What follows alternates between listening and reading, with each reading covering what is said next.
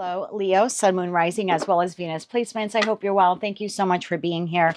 I'm Jen with Timeline Tarot, and this is your tarot card for the first 2 weeks of March 2026. It is a collective general reading, so as the messages come through, take what fits, leave what doesn't, because if it's not your message, it means it's meant for someone else.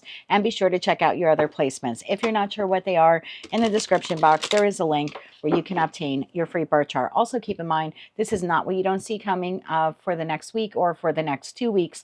The tarot card reading that I do is intended to give you a question or something to think about so you can make the decision that is best for your life at this time so you can move forward on your journey. Also, if I slip up and say tarot card of the week, I apologize.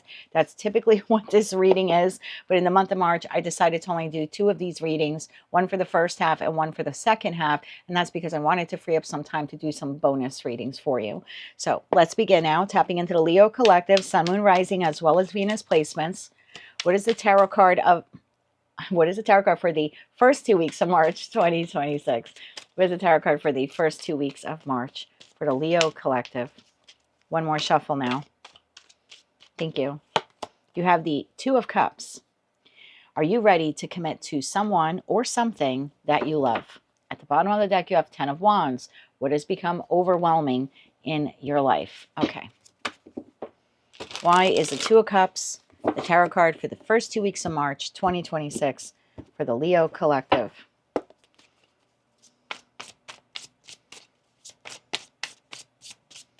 One more shuffle here. Thank you. You have the Eight of Wands. You have the Three of Swords. You have the King of Pentacles. And you have the Death card. At the bottom of the deck, you have the Six of Pentacles. You have the Page of Cups.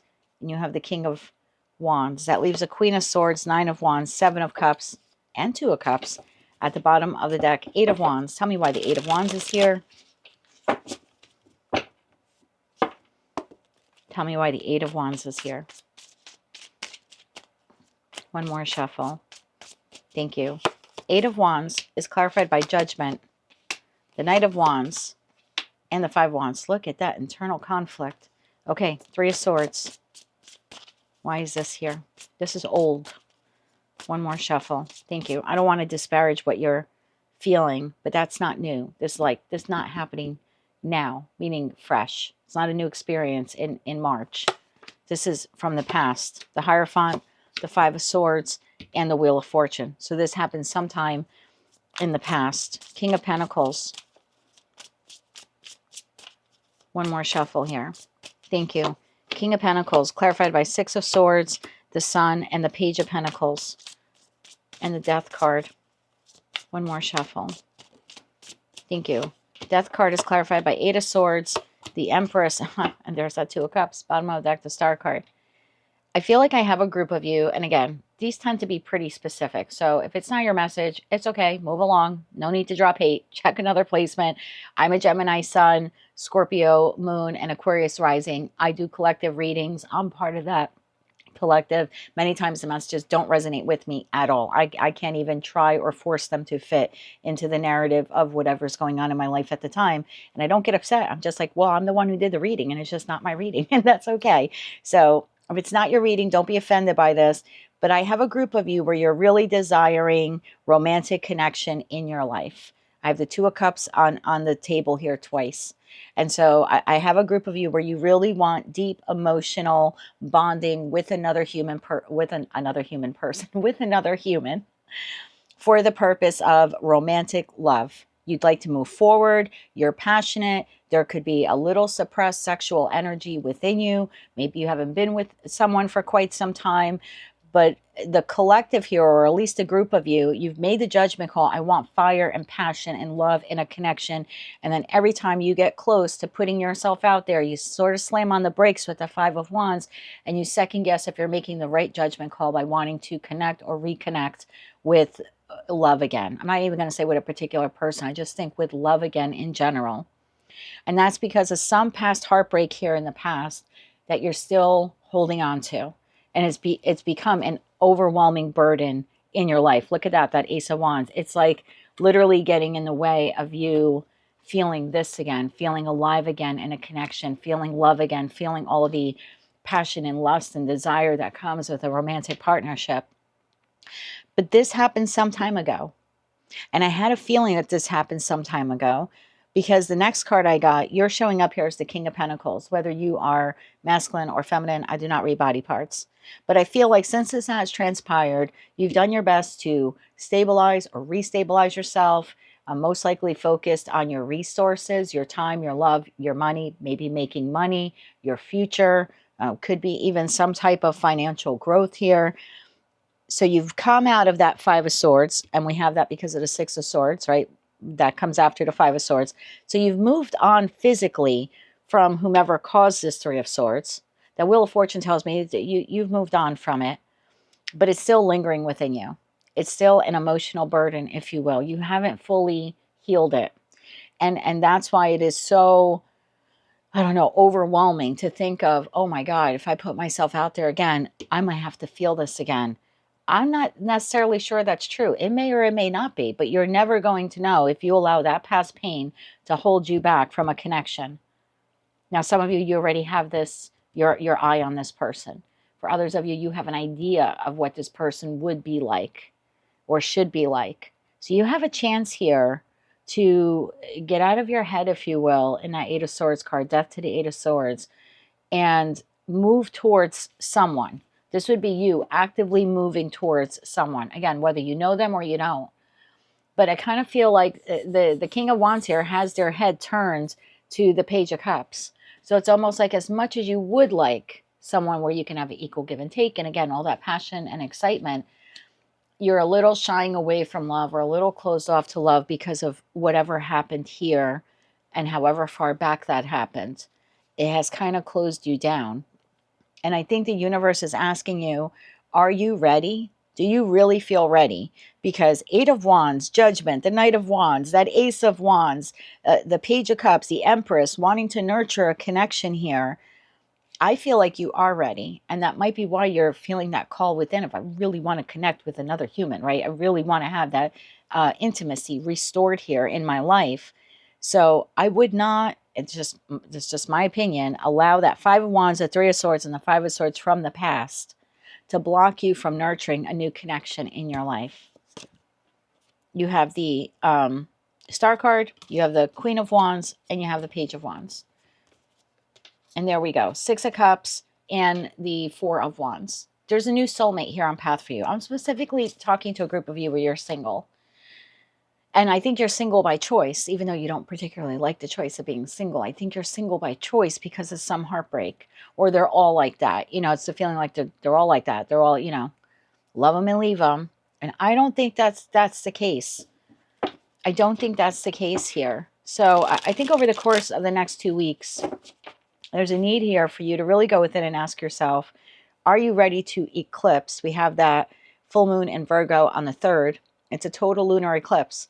Are you ready to, one, eclipse that heartbreak from the past and not allow it to hold you back? But also, are you ready to maybe eclipse the nervousness or the anxiety or the procrastination you've been having with when it comes to putting yourself out there? I think it's possible for you to let it go and to open up your heart in some small way. Tell me about that Page of Cups to the King of Wands. We'll take it. Little came out on the side. The Star card. One more shuffle here. Thank you. You have the Ten of Swords and you have the Two of Pentacles. Bottom of the deck, you have the Two of Wands. It's your decision. You can allow that past trauma or heartache to hold you back from meeting a new connection, meeting a new person. Or you can be honest with yourself and say, it's time for me to heal that wound. It's time for me to not judge every single potential romantic partner based upon that past experience or that past person. Maybe they're not all love them and leave them. I want to know about this because you either have your sights on this person, and this person is not the person who caused this. I'm not feeling that at all. This feels heavy and sad and replete with betrayal. And this feels fresh, light, fun. So very different energy. I don't think this is a reading about you returning to a past person that caused the Five of Swords and the Three of Swords to you. This seems like I'm ready for new love, but I'm really nervous. Tell me about that Two of Cups.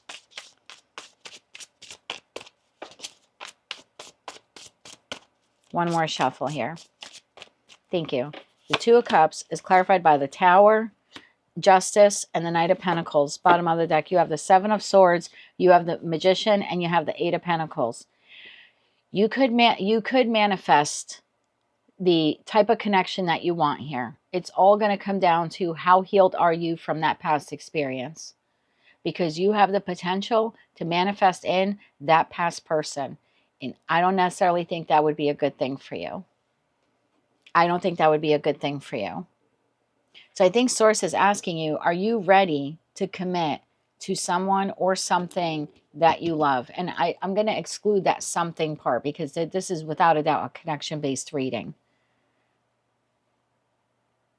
If you're not ready for love and you really feel like I'm not healed yet, this person, there was an act of betrayal, or they cheated on me, or they left me brokenhearted, however long it was, and you, honest to God, over the course of the next 2 weeks, you're like, I'm just not ready for it, then don't move forward. Because if you move forward, you're going to be manifesting either that past person to return or someone just like them. Because you're manifesting from a place of insecurity, or a place of, I need someone, I don't want to be alone, you know, like a place of desperation. But if you're like, F that, I do not want that past person, I'm ready to put that wound aside, I'm letting go of the resentment that maybe I've held on for a little too long, you know, about that person or towards that person because of what they did to me. If you can let that go, let the resentment go, and that might be the one thing you're still hanging on to.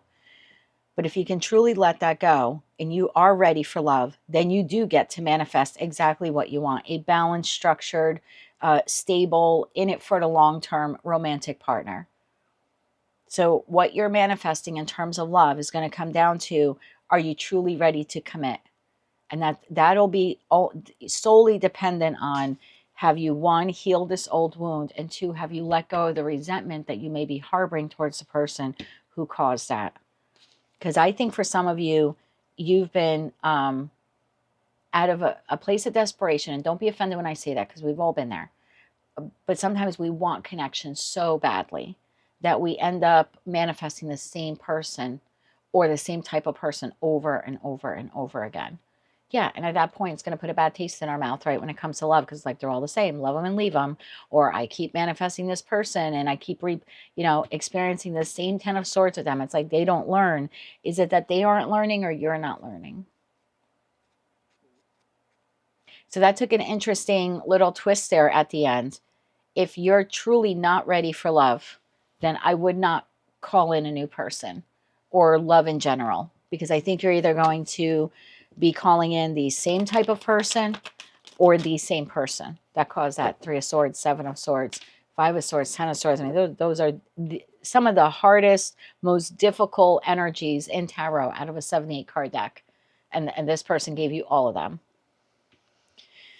But again, if you feel like, nope, I'm healed and I'm truly ready, I think then the last thing that you need to eclipse here would be the resentment, the anger that you're probably holding on to this person for doing this. And if you can fully let that go, then yeah, you get the balanced partnership that you're truly, truly desiring. Because Justice is Libra, and Libra rules our house of relationships, partnerships, connection, marriage, etc. Let's get you 3 cards of advice. I want to get 3 cards of advice for those of you where you're not fully healed. What can you do to heal this wound so you can finally eclipse the pain, if you will, in this total lunar eclipse on March 3rd? Can I get 3 cards of advice for my Leos that are still holding on to that pain or the resentment? One more shuffle here. Thank you. We have the Queen of Swords, we have the 7 of Wands, and we have the Queen of Pentacles. 7 of Swords. Be honest with yourself. Holding on to that pain or that resentment is blocking you from a true match here. King to the Queen of Pentacles. You're sabotaging your ability to manifest the kind of person you want. Like I said, you're either manifesting in the same person or the same type of person. And it's being honest with yourself and saying, no, I truly am not ready to enter a romantic partnership. Because if you were, you would be bringing in a more healed and balanced partner. So that would be your advice. So go inside, have that honest conversation as the Queen of Swords. That's like the no bullshit queen. And say, you know what? I'm kind of blocking myself from meeting my match because I'm either manifesting in that back, the back person, the person who should be in the back in the rearview mirror. I keep manifesting that past person back, or I'm manifesting from a place of pain or desperation.